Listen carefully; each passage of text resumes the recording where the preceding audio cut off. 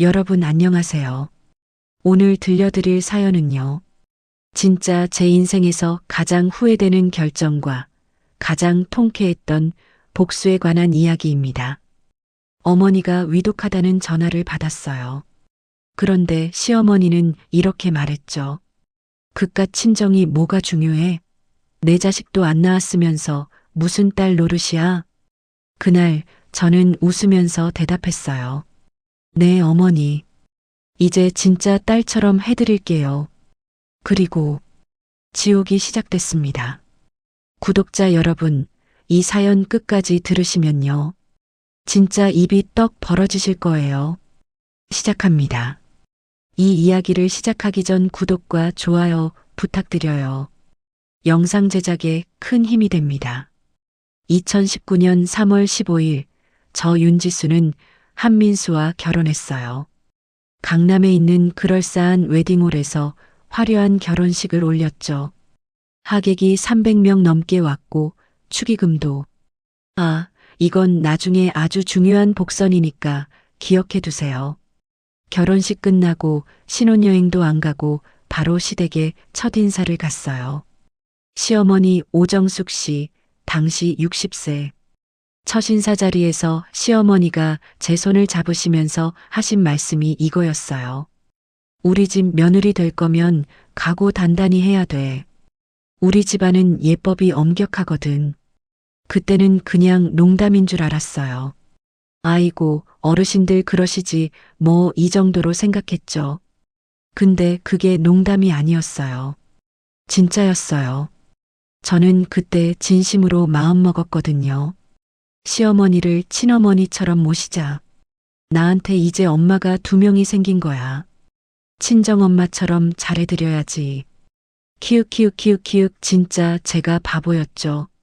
결혼 첫날 밤. 아니 정확히는 결혼 첫날 새벽이었어요. 똑똑똑. 새벽 5시요. 시어머니가 신혼방 문을 두드리는 거예요. 며느리 일어나야지. 아침 준비해야지. 시아버지 7시에 식사하셔야 하는데 저 잠결에 네. 이랬거든요. 아직 신혼인데요? 아니, 결혼 첫날인데요? 어서 나와. 시아버지 아침 거르시면 안 돼. 저는 허겁지겁 일어나서 잠옷 차림으로 부엌에 섰어요. 7인분 밥을 해야 했어요. 시댁 식구가 많았거든요. 시부모님, 남편, 큰 시누이, 가족 시누이, 매형, 조카 2명. 아니, 큰 시누이는 왜 시댁에 살고 있냐고요? 나중에 알았는데 남편 벌이가 시원찮아서 얹혀 살고 있었대요. 그날부터 제 하루 루틴이 정해졌어요. 500- 시어머니의 노크로 기상. 530- 밥 7인분 짓기. 600- 국 끓이기, 반찬 세팅. 630- 상 차리기. 700- 시부모님 식사. 730- 설거지 7인분. 800- 빨래 돌리기. 830- 청소. 900- 겨우 재출근 준비. 930- 회사 도착 지각 안 하려면 뛰어가야 함. 근데 남편 민수는요? 이 사람은 8시에 일어나서 씻고 밥 먹고 9시에 여유롭게 출근했어요. 여보, 나도 좀 도와줄 수 있잖아. 우리 같이 하면 안 돼? 남편의 대답이 뭔지 아세요? 아니, 내가 엄마한테 혼나잖아. 엄마가 아들은 바깥일 하는 사람인데 무슨 집안일을 하냐고 하시는데 어떡해. 첫 주가 지나고 저는 정말 지쳐서 시어머니께 조심스럽게 말씀드렸어요. 어머니, 제가 회사 다니는데 새벽에 일어나는 게 너무 힘들어서요. 주말에는 제가 정성껏 준비하고 평일에는 조금 간단하게 해드려도 될까요? 시어머니 표정이 확 굳더니요. 뭐, 며느리가 시어머니한테 그런 소리를 해? 요즘 여자들은 버릇이 없어도 너무 없네. 그리고 이어서 이렇게 말씀하셨어요. 내가 시집 왔을 때는 식구가 20명이었어. 그것도 다 혼자 했는데 너는 겨우 7명 밥하는 게 힘들어? 요즘 애들은 진짜. 저는 바로 고개 숙이고 사과했어요. 죄송해요, 어머니. 제가 철이 없었어요. 그날 밤 남편한테 울면서 말했어요. 여보, 나 진짜 힘들어. 새벽 5시에 일어나서 회사 가는 거 너무 버거워. 회사에서 졸음 쏟아져서 일도 제대로 못하겠어. 남편의 반응? 우리 엄마 성격 원래 그래. 그냥 좀 참아줘. 나도 어릴 때부터 그렇게 자랐어. 나중에 괜찮아질 거야. 참으래요. 그럼 당신이 어머니한테 말씀드려 줄 수는 없어? 내가 말하면 버릇없다고 하시는데. 아니, 그건 엄마한테 내가 그런 말하면 섭섭해 하시잖아.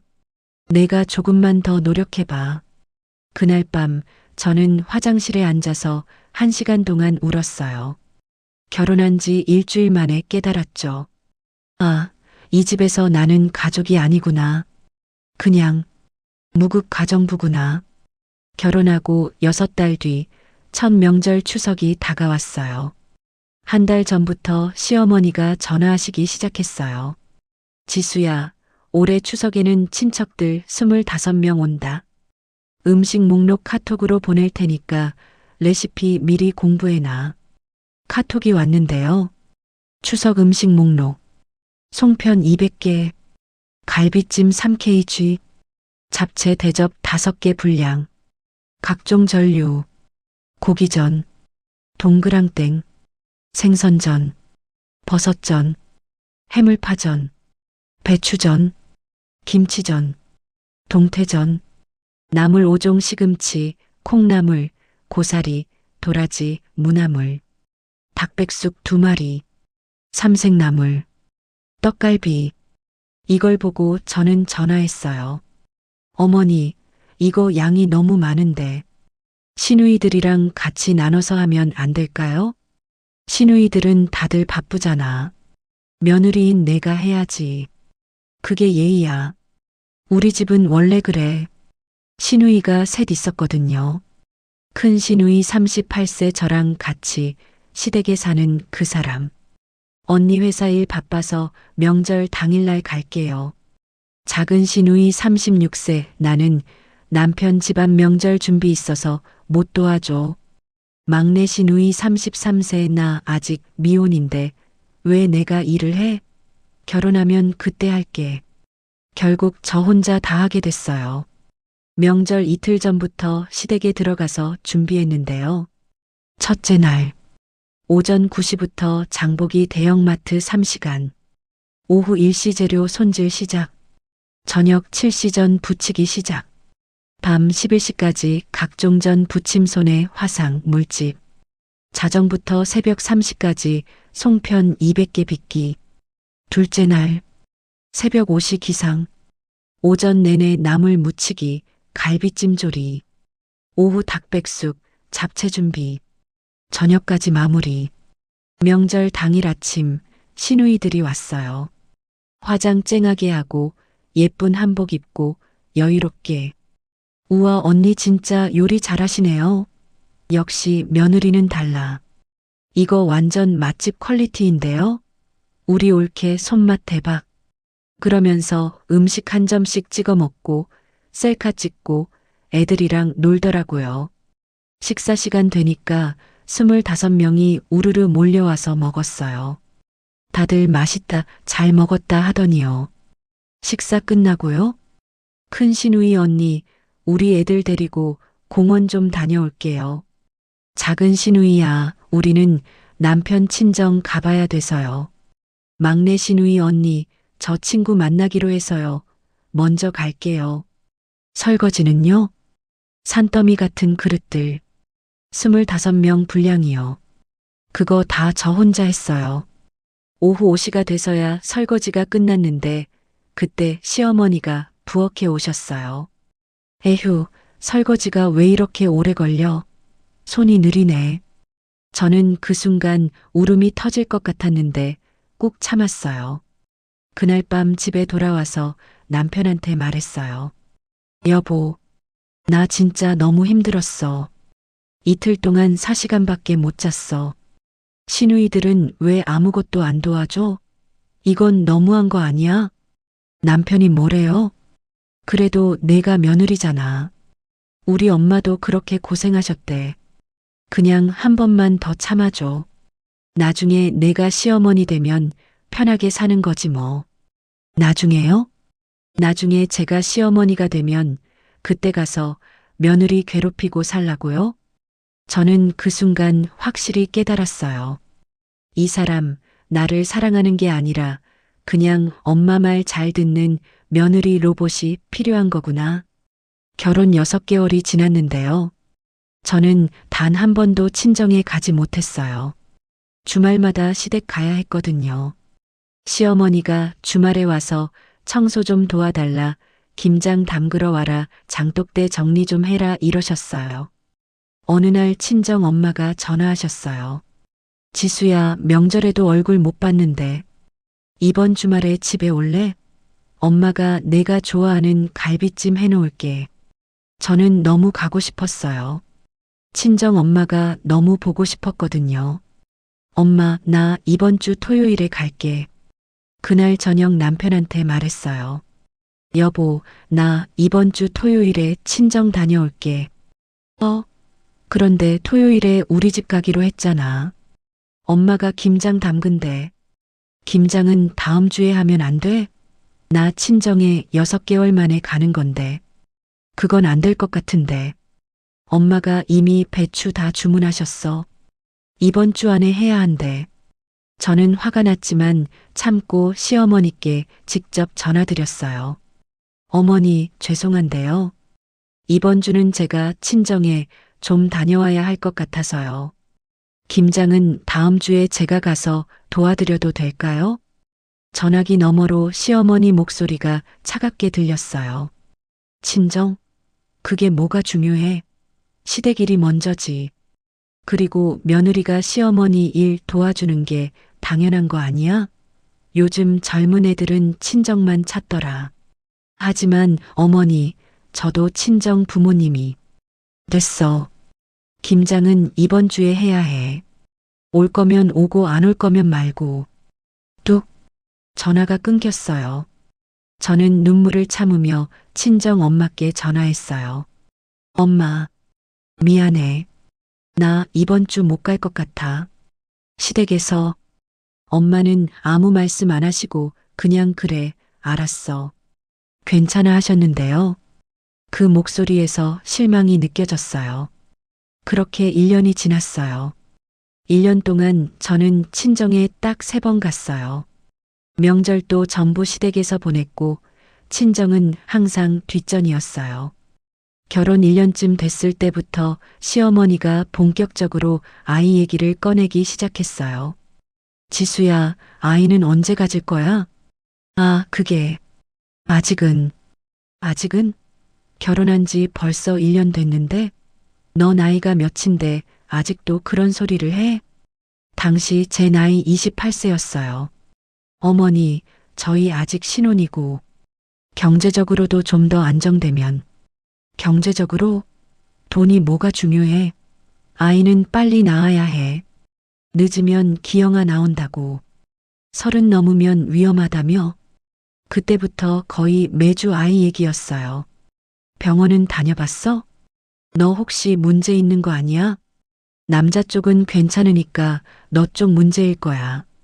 심지어 제 앞에서 남편한테 이렇게 말했어요. 민수야, 지수 데리고 병원 가봐. 뭔가 문제 있을 수도 있어. 아니면 다른 여자 생각해봐도. 다른 여자요? 결혼한 지 겨우 1년 된 며느리한테 다른 여자를 생각해보라고요? 남편은 그 말에 에이, 엄마 무슨 그런 말씀을 하면서 웃어넘겼지만요. 저한테는 진짜 충격이었어요. 아, 나는 이 집에서 그냥 손자 낳아주는 도구구나. 결혼 2년 차 되던 어느 날이었어요. 은행 앱을 확인하다가 이상한 걸 발견했어요. 제 결혼 자금 5천만 원이 있던 통장이 텅 비어 있는 거예요. 급하게 남편한테 전화했어요. 여보, 우리 통장에 있던 5천만 원 어디 갔어? 아, 그거? 엄마 집 리모델링 하는데 썼어. 네? 그게 무슨 소리야? 내가 모은 돈인데 왜? 아니, 그게 어차피 우리 공동자산이잖아. 그리고 나중에 그 집 우리가 물려받을 건데 뭐. 공동자산? 나는 동의한 적 없는데 왜 나한테 말도 안 하고 말하면 어차피 싫다고 할 것 뻔하잖아. 그냥 한 거지 뭐. 저는 그 순간 정말 미칠 것 같았어요. 제가 5년 동안 악착같이 모은 돈이었거든요. 야근, 수당, 보너스 다 모아서 만든 5천만 원. 그걸 제 동의도 없이 시댁 리모델링에 써버렸다고요? 시어머니한테 전화했어요. 어머니, 제 결혼 자금을 리모델링에 쓰신 거 아세요? 그래, 알지. 민수가 얘기했잖아. 왜?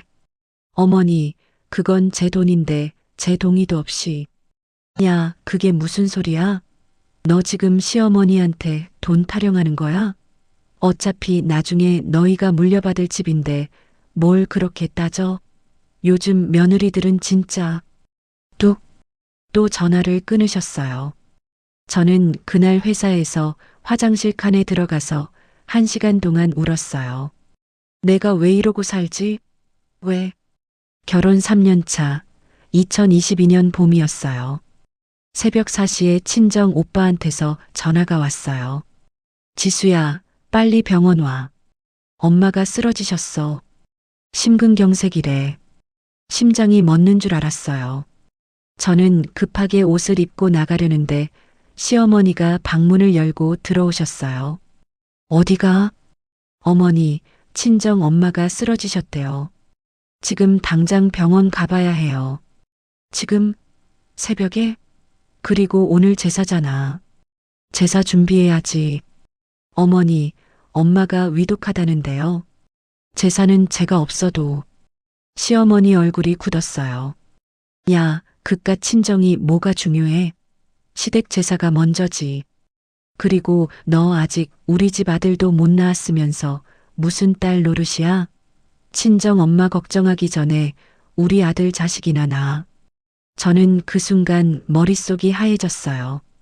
어머니, 지금 무슨 말씀을 하시는 거예요? 제 엄마가 죽을 수도 있다는데. 제사가 더 중요해. 못 가. 시어머니가 저를 막아섰어요.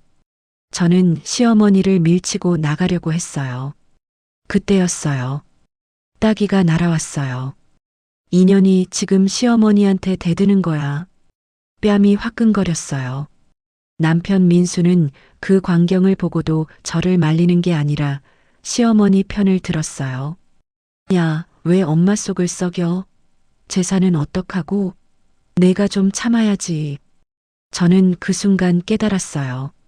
아, 이 사람들은 가족이 아니구나. 나는 이 집의 가족이 아니야. 저는 그냥 도망치듯 집을 나왔어요. 택시 타고 병원으로 달려갔는데 중환자실에 누워 계신 엄마를 봤을 때 눈물이 쏟아졌어요. 엄마. 엄마는 산소호흡기를 쓰고 계셨어요. 다행히 수술은 잘 끝났고 일주일 후에 퇴원하셨어요. 하지만 그 일주일 동안 시댁에서는 단 한 번도 안부 전화가 없었어요. 남편도 시어머니도요. 제사 끝나고 나서야 남편이 전화했어요. 장모님 괜찮으시대? 왜 연락을 안 해? 저는 통화를 끊어버렸어요. 엄마 병원 간호하면서 일주일 동안 시댁에 안 갔어요. 그동안 저는 정말 많은 생각을 했어요. 왜 나는 이렇게 살고 있을까? 나는 이 사람들한테 뭐였을까? 나는 행복한가? 답은 하나였어요. 아니요. 저는 행복하지 않았어요. 3년 내내 단 하루도 행복한 적이 없었어요. 엄마가 퇴원하시던 날, 엄마가 제 손을 꼭 잡으시면서 말씀하셨어요. 지수야, 너 힘들지? 엄마는 다 알아. 근데 결혼 생활은 원래 좀 참고 사는 거야. 조금만 더 참아봐. 그 말을 듣는 순간 눈물이 났어요. 참으라고요? 얼마나 더 참아요? 친정집에서 시댁으로 돌아가는 길. 저는 차 안에서 결심했어요.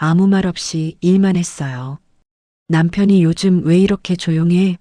하고 물어봤을 때도 그냥 웃었어요. 그냥 좀 생각이 많아서 그래요. 사실 저는 그때부터 복수의 설계자가 되어 있었어요. 시어머니가 나를 함정에 빠뜨린 만큼 나는 훨씬 더 정교하게 함정을 파고 있었어요. 저는 그날 이후 달라졌어요. 겉으로는 똑같이 웃었지만 속으로는 매일 계산했어요. 저들이 내 인생을 어떻게 망가뜨렸는지 나는 그걸 증명할 거야. 남편은 여전히 무심했어요. 지수야, 요즘 왜 이렇게 순해졌어? 엄마한테 토도 안 다네? 그냥요. 생각을 바꿨어요. 생각? 가족이니까요. 그냥 맞춰야죠. 그 말을 하며 저는 미소 지었어요. 그 미소가 어떤 뜻인지 그는 몰랐죠. 그날 밤 저는 녹음 파일을 컴퓨터로 옮겼어요. 시어머니의 목소리가 또렷했죠. 걔 돈으로 리모델링 했어. 나중에 몰라. 여자들은 원래 돈보다 남편이 중요하잖아. 민수는 내 말만 들으면 돼. 며느리는 잠깐이야. 그 말을 수십 번 돌려 들으면서 저는 확신했어요. 이건 그냥 집안 갈등이 아니라 사기야. 며칠 후 저는 일부러 시어머니에게 다가갔어요. 어머니, 리모델링한 거 정말 예쁘네요. 그래. 역시 여자는 살림에 눈이 떠야 돼. 남자들은 이런 거 몰라. 네, 그래서 저도 배워야겠다 싶었어요. 혹시 서류나 견적서 좀 볼 수 있을까요? 저도 공부해 보게요. 그걸 내가 왜 봐? 그냥요. 언젠가 우리 집 지을 때 참고하려고요. 시어머니는 잠시 의심하다가 결국 서류를 내줬어요. 그 안엔 제 이름이 적혀 있었죠. 예금주 윤지수, 출금 승인 한민수 대리. 순간 손끝이 차가워졌어요. 제 돈을 남편이 대리 서명으로 인출했어요. 그날 밤 저는 은행에 전화를 걸었죠. 남편 명의의 대리 출금 기록 확인할 수 있을까요? 배우자라도 위임장 없이는 어렵습니다. 그럼 거래 내역만이라도요. 제 돈이 사라졌어요. 확인해 보니 같은 날 2번의 출금이 있었네요. 금액은 각각 2천만 원, 3천만 원입니다. 그날 저는 확신했어요. 이건 단순한 착오가 아니라 공모였어요. 그 주 주말 시어머니는 김장을 한다며 저를 부르셨어요. 지수야, 이번에는 배추가 20포기야. 빨리 와. 저는 일부러 늦게 갔어요. 오후 3시쯤 도착하니 시어머니 얼굴이 잔뜩 굳어 있었죠. 며느리가 약속 시간을 어기면 어떡하니? 죄송해요. 병원 좀 들렀다 왔어요. 병원? 어디 아파? 네. 정신과요. 시어머니의 표정이 굳었어요. 뭐? 정신과? 네. 요즘 너무 불안해서요. 혹시 무슨 일 생기면 기록이라도 남겨야 하잖아요. 기록? 네. 치료일지요. 요즘 세상엔 누가 누구를 괴롭혔는지 정확히 남겨야 하더라고요. 그날 이후 시어머니는 잠시 조심스러워졌어요. 하지만 평화는 오래가지 않았어요. 며칠 뒤 회사 후배에게서 전화가 왔어요. 선배, 이 사진 뭐예요? 인터넷에 돌아다녀요. 사진을 열어보니 낯선 남자와 제가 커피숍에 앉아 있는 사진이었어요. 남자 얼굴은 흐릿했고 제 얼굴만 또렷했죠. 불륜녀 지수 회사 남자와 은밀한 만남. 밑에는 제 회사 이름과 부서까지 써 있었어요. 저는 손이 떨렸어요. 누가 이런 짓을? 그날 저녁 회사에서 조사 연락이 왔어요. 윤지수 씨, 내부 신고가 들어와서 확인이 필요합니다. 신고요? 누가요? 익명입니다만 직원 중 한 명이 불륜으로 팀에 피해를 준다는 제보를 했어요. 그 순간 떠올랐어요. 며칠 전 시어머니가 제 핸드폰을 만졌던 기억. 그리고 남편이 갑자기 저녁에 제 휴대폰을 검사하려던 장면. 집에 돌아와서 따졌어요. 민수야, 너야? 뭐가? 내 사진 인터넷에 올린 사람. 내 폰 너랑 엄마 말고는 아무도 만진 적 없어. 야, 그게 왜 우리 탓이야? 누가 찍었는지도 모르는데 왜 우리를 의심해? 내 폰 비밀번호를 아는 사람은 너랑 어머니뿐이잖아. 지수야, 너 요즘 너무 예민해졌어. 정신과 다닌다더니 그거 부작용 아니야? 그 말을 듣는 순간 심장이 쿵 내려앉았어요. 이 사람은 나를 미치게 만들려고 하는구나. 다음 날 회사에 사직서를 냈어요. 직장에서도 이미 소문이 퍼졌고 사람들이 제 뒤에서 수군거렸어요. 불륜녀래. 남편이 신고했다던데? 남편이요? 그 말이 귓가를 때렸어요. 남편이 신고했다던데. 그날 밤 저는 다시 녹음기를 꺼냈어요. 거실 한쪽에 놓고 불을 끈 채 방문을 닫았죠. 1시간쯤 지나자 시어머니의 목소리가 들렸어요. 그 사진 반응 봤어? 이제 제가 먼저 이혼하자고 할 거야. 그래야 재산도 다 우리 거 되지. 근데 엄마, 너무 심한 거 아니야? 심해? 걔가 며느리 주제에 말대답한 게 더 심하지. 여자는 한 번 길들여야 돼. 그래야 평생 고분고분하지. 그 순간 제 안에서 무언가 딱 하고 끊어졌어요. 저는 다음 날 아침 일부러 아무렇지 않게 행동했어요. 밥 차려드리고 빨래 돌리고 웃으면서 말했죠. 어머니, 민수랑 같이 사진첩 좀 정리하려고요. 요즘 추억이 그리워서요. 시어머니는 피식 웃었어요. 그래, 그게 좋지. 과거는 돌아봐야 반성도 하는 법이지. 맞아요. 과거는 꼭 기록으로 남겨야 하잖아요. 그날 밤 저는 모든 녹음 파일과 사진, 문자, 통화 기록을 정리해서 USB에 담았어요. 그리고 봉투에 써뒀죠. 진실의 시작. 며칠 후 남편이 출근한 틈에 시어머니에게 말했어요. 어머니, 저 이혼하려고요. 시어머니가 미간을 찌푸렸어요. 이혼? 너 지금 누구 마음대로 그런 말을 해? 제 마음대로요. 야, 내가 뭘 믿고 그래? 내가 불륜녀로 찍혀 있는데? 저는 조용히 핸드폰을 켰어요. 그리고 녹음 파일을 재생했죠. 걔가 불륜녀로 찍혀야 재산이 다 우리 거 되지. 여자는 한 번 길들여야 돼. 시어머니 얼굴이 하얗게 질렸어요. 이게 뭐야, 너 이거 어디서 났어? 우리 집 CCTV랑 녹음기요. 어머니가 제 인생을 망치려 했잖아요. 이제 제 차례예요. 그날 밤 저는 가방 하나만 들고 친정으로 갔어요. 3년 만에 처음으로 마음이 가벼웠어요. 엄마가 제 손을 잡으며 물으셨어요. 지수야, 다 끝난 거야? 아니요, 엄마. 이제 시작이에요. 그 후 저는 법원에 명예훼손, 사기, 재산분할 청구, 그리고 정서적 폭행으로 소송을 걸었어요. 시어머니는 자존심이 세서 합의를 거부했지만 녹음과 사진이 명확한 증거였죠. 남편도 공범으로 조사받았어요. 그제야 남편이 울면서 말했어요. 지수야, 미안해. 엄마가 시켜서 그랬어. 그럼 이제 엄마랑 같이 사세요. 그렇게 저는 그 집을 떠났어요. 집을 나서며 저는 속으로 중얼거렸어요. 이제 끝났다. 하지만 아직 복수는 시작도 안 했어. 그날 이후 제 인생은 완전히 달라졌어요. 이제 두려운 것도 미안한 것도 없었어요. 나는 누군가의 며느리도 아내도 희생자도 아니었어요. 그냥 윤지수였어요. 집을 나온 지 일주일 뒤 저는 변호사를 만났어요. 그 녹음 파일과 통화 내역 그리고 사진. 증거는 완벽했어요. 변호사가 제 서류를 보며 말했죠. 이건 이길 수 있습니다. 그리고 아주 강하게요. 소송이 접수되자 시어머니는 난리가 났어요. 지수야, 이게 뭐야?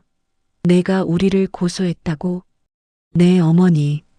저도 이제 제 인생 좀 지켜야죠. 너 미쳤니? 내 남편까지 다치잖아. 저한테 상처 준 사람은 생각 안 하세요? 며칠 뒤 시어머니가 경찰 조사를 받았고 남편 민수도 공모 정황으로 함께 소환됐어요. 그 소식이 동네에 퍼지자 시어머니가 평생 자랑하던 체면은 하루아침에 무너졌죠. 시누이들도 연락이 끊겼어요. 그 집은 제가 떠난 뒤 조용히 무너지고 있었어요. 한 달 후 남편이 울면서 찾아왔어요. 지수야, 나 잘못했어. 엄마가 시켜서 그랬던 거야. 내가 너무 겁나서 그때 아무 말도 못했어. 민수 씨, 그게 변명이 된다고 생각해요? 우리 다시 시작하자. 내가 다 바로잡을게. 저는 웃으면서 고개를 저었어요. 늦었어요. 사람은요, 선택으로 증명하는 거예요. 당신은 저 대신 어머니를 선택했잖아요. 그 말에 민수는 아무 말도 못했어요. 며칠 뒤 시어머니에게서 연락이 왔어요. 지수야, 한 번만 만나자. 제발. 그 목소리, 처음으로 약해진 어머니의 소리였어요. 그래서 나갔죠. 시어머니는 무릎을 꿇었어요. 지수야, 미안하다. 내가 너무 심했어. 내 친정 가는 것도 맞고, 말도 함부로 하고. 그땐 내가 옳다고만 생각했어. 이제 와서 그런 말 무슨 의미가 있을까요? 너무 늦었지만 이제 진짜 딸처럼 생각할게. 그 말에 저는 잠시 눈을 감았다가 조용히 웃었어요. 이제 진짜 딸처럼 해드릴게요. 요양원 입소 서류 직접 써드릴게요. 그날 시어머니는 아무 말도 하지 못했어요. 그리고 저는 다시는 그 집을 돌아보지 않았어요. 몇 달 뒤 법원에서 판결이 나왔어요. 시어머니는 사기와 명예훼손 일부 유죄, 남편은 공모 혐의로 벌금형, 그리고 제 결혼자금 5천만 원 전액 반환. 사람들은 말했죠. 그래도 가족인데 그렇게까지 했어야 해? 그럴 때마다 저는 이렇게 대답했어요. 그건 가족이 아니었어요. 그건 감옥이었어요. 봄이 되었어요. 저는 혼자 친정 근처 공원 벤치에 앉아 있었어요. 따뜻한 햇살 아래 나무 사이로 바람이 불었죠. 그때 문자가 하나 왔어요. 지수야, 잘 지내니? 엄마 하늘에서 보고 있을 거야. 친정 오빠였어요. 저는 하늘을 올려다봤어요. 눈물이 맺혔지만 이번엔 슬퍼서가 아니었어요. 엄마, 나 이제 괜찮아요. 엄마 딸로 다시 태어난 기분이에요. 바람이 부드럽게 불었어요. 그 안에서 엄마의 목소리가 들리는 것 같았어요. 이제 됐다, 지수야. 잘했다. 그날 밤 저는 일기를 썼어요. 복수는 미움으로 하는 게 아니었다. 내 인생을 되찾기 위한 마지막 선택이었다. 그리고 나는 나 자신을 구했다. 여러분, 혹시 지금 누군가의 말에 눌려서 자신의 인생을 잃어가고 있다면 제 이야기를 꼭 기억해 주세요.